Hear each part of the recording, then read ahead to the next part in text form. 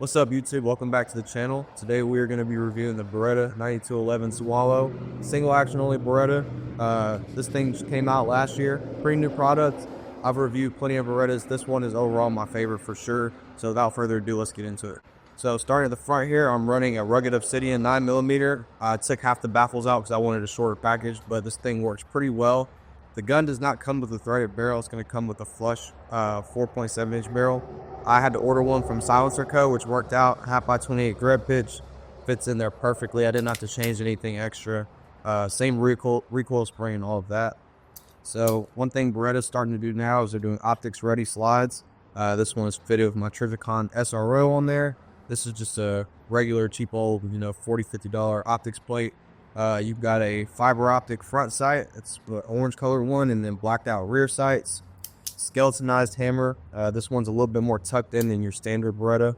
You see that they're starting to do that with the staccatos nowadays. You got your regular takedown lever, non-ambi slide stop and release, and you do have ambidextrous frame mounted safeties.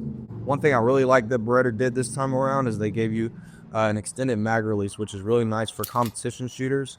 So when I built this gun, I really wanted to make it a competition setup slash quick go-to rifle or pistol. And honestly, this thing was perfectly set up with the grip texture. There's like a prickly triangle texturing to it. I really love the color style they did with this, as well as the checkering on the front and the back of the frame. Also gave you a flare magwell. This thing's gonna come with 3 22-round magazines. You don't usually get that from companies, so shout out to Beretta for doing that. With all that being said, this thing comes in at about $1,400, just stock with nothing on it. So to get the threaded barrel, the optic and all that, you're already over $2,000, and then throw a suppressor on there, that's another $3,000. So luckily I already had the suppressor and I had the SRO. I was just able to transfer it from another setup, and it ended up working out fine. But yeah, let's just go over pros and cons. Pros, it's not too heavy for a completely steel frame gun. It shoots very, very flat regardless of what grain you're shooting. I usually run 124. Sometimes I'll shoot 147s, which you'll see in the video. Super flat shooting, very balanced, especially with the suppressor. Not a whole lot of recoil. The trigger is amazing on this gun. So they gave you a flat face trigger. We'll go over the brake real quick. And then reset. Super short.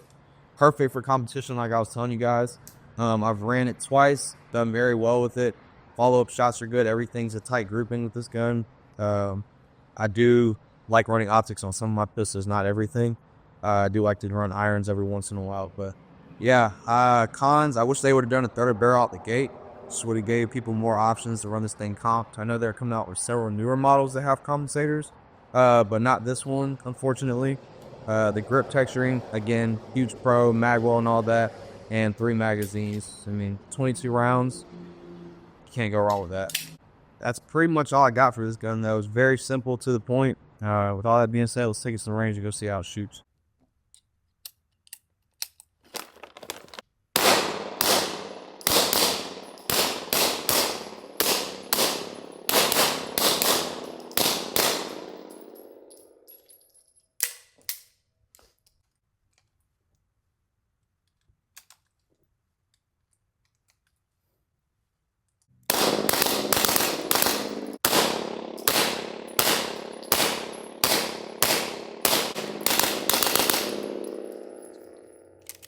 That was probably not that good.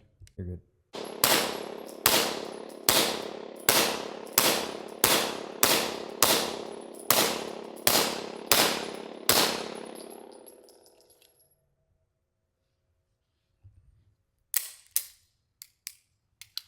Sweet.